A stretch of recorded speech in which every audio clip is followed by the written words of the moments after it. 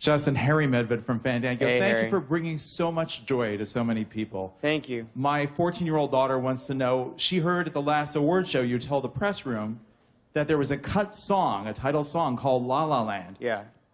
Are there themes of that in the finale of the film? Will it be in the Broadway musical? Will it be in bonuses? They're dying to hear La La Land. There are actually hints of it in the score because at the time I was composing and orchestrating the epilogue number, I thought that song was going to be in the movie, so I was putting little counter melodies in and little hints to that song. Then the song ended up not in the movie, so there are little clues in the epilogue as to what that song is. But I don't know if we'll ever put it out. If we didn't record it with a real orchestra, it exists as like a MIDI demo, but we'll talk about maybe using it for something.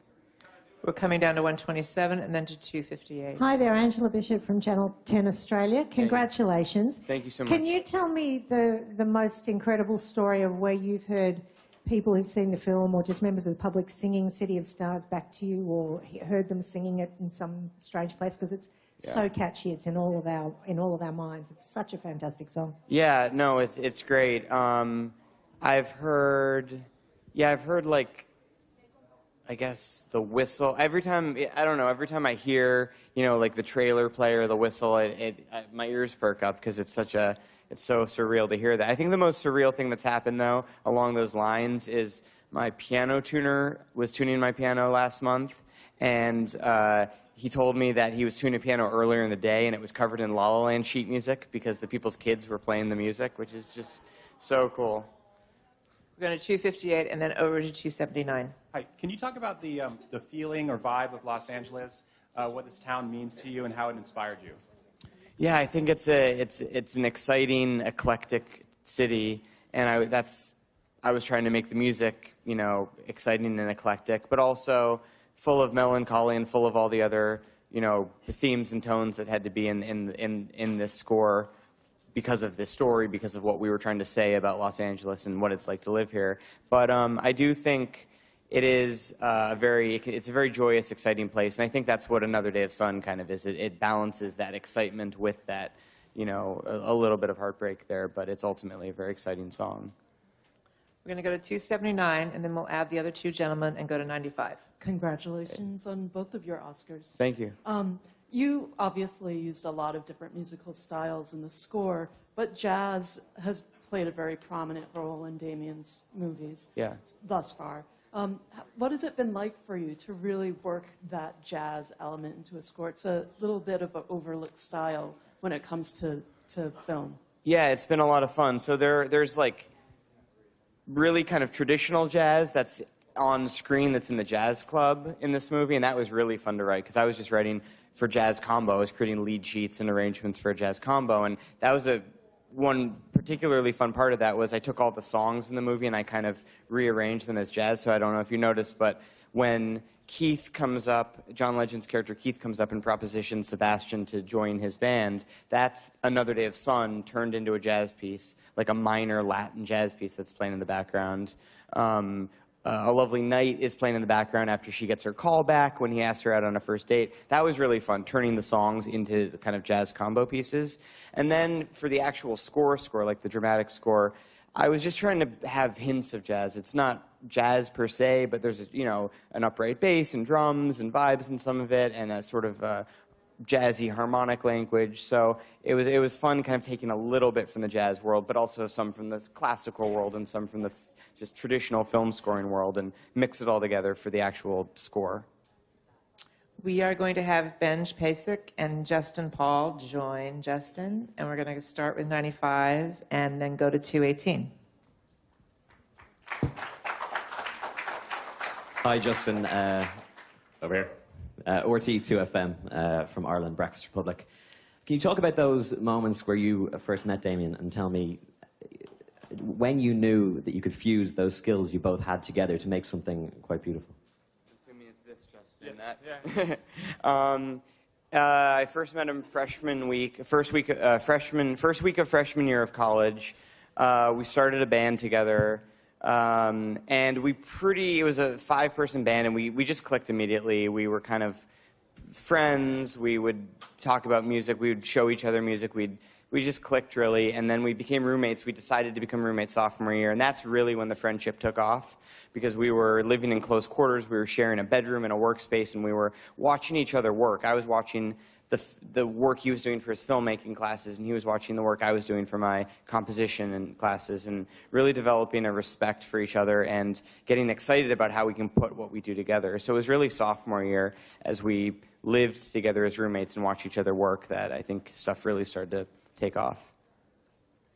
Back to 218, and then we'll come down to 261. Hey, it's Jazz from Awards Daily. Congratulations on the win. Can you tell us about audition and what you and Damien envisioned when you were putting it together? I'll start, and then I'll hand off to these guys, because so much of audition obviously is the lyrics and the story it's telling. Damien wanted to create a scene that would start as an audition and then slip into song, and almost be this like fantasy version of what that audition could have been if it became musicalized. So I was, that's what he wanted, and that's what I was thinking of as I composed, you know, emotionally what that is, given Mia's point in the story. And these guys wrote a brilliant lyric that is just so narrative and beautiful, and they can talk about that. When the song actually first started as a script form going into lyric, it was originally Mia was just reading sides. And we were starting to try to lyricize that and put it onto music, and having difficulty. And then Damien came up with the idea that she'd be telling a story. And he actually wrote a beautiful, beautiful monologue, a version of what that story was. I think it was about an uncle instead of an aunt, and you know, some of the details were different, but it provided the source material, really, the seed of the idea for what the lyrics of the song became. So it was, as with basically everything in the film, it was very much inspired by what was in Damien's head, what was in his mind. Yeah, and we get to, as lyricists, we get to take some of the best work from screenwriters, and we come from the Broadway world, so book writers on Broadway shows, and we get to gobble it up and turn it into lyrics. So we're very appreciative of the beautiful ideas that Damien provided for us to be able to weave those in and create a lyric from it. 261, and then we'll wrap up with 118. Okay. Jeannie Wolf from the Saturday Evening Post. What a memorable night for you, of course. How will you describe to other people what it was like to hear La La Land, Best Picture, that moment, and then the switch? How will you describe this? Because they're going to talk about it forever. I think no one, I think that we're very appreciative to be holding Oscars in our hands, and I think that we are incredibly appreciative to Damien Chazelle for creating a beautiful film. We're incredibly appreciative to our fantastic producers for supporting the film, for Lionsgate for supporting the film, and I think we just feel really, really lucky to be here, and to, you know, we're guys who love to write music, and we got the opportunity to do that. We're holding Oscars, so I think we are having a fantastic night. We're really proud of our film, and we're really proud of our collaborators, and proud of the people who supported it.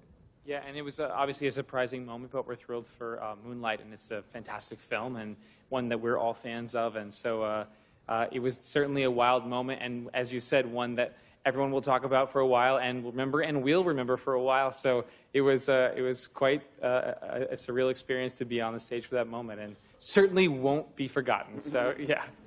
And we'll wrap up with 118. I really loved also the music that you composed for Whisplash. So for the future, do you want to compose for movies or do some other thing for opera, or like Morricone, for instance? Yeah, well, it's been 3 jazz movies with Damien, 2 musicals, and then Whiplash, which is not a musical, but it's a very music-driven movie. And I think his next movie, the movie he's making next, will definitely not be a jazz movie or a musical. So I'm looking forward to doing just a traditional film score, something different, something maybe, I think it'll probably be darker. I generally think of myself as a film composer, meaning that I will be doing mostly scores. I do want to do more musicals. I have a real itch to get into, you know, I have such an admiration for Broadway and what these guys do and what goes on over there that I would love to figure out how to get into that world as well as maybe other types of music, concert music, I don't know. But I think primarily I'm a film score composer. Thank you, gentlemen. Congratulations. Thank you very much.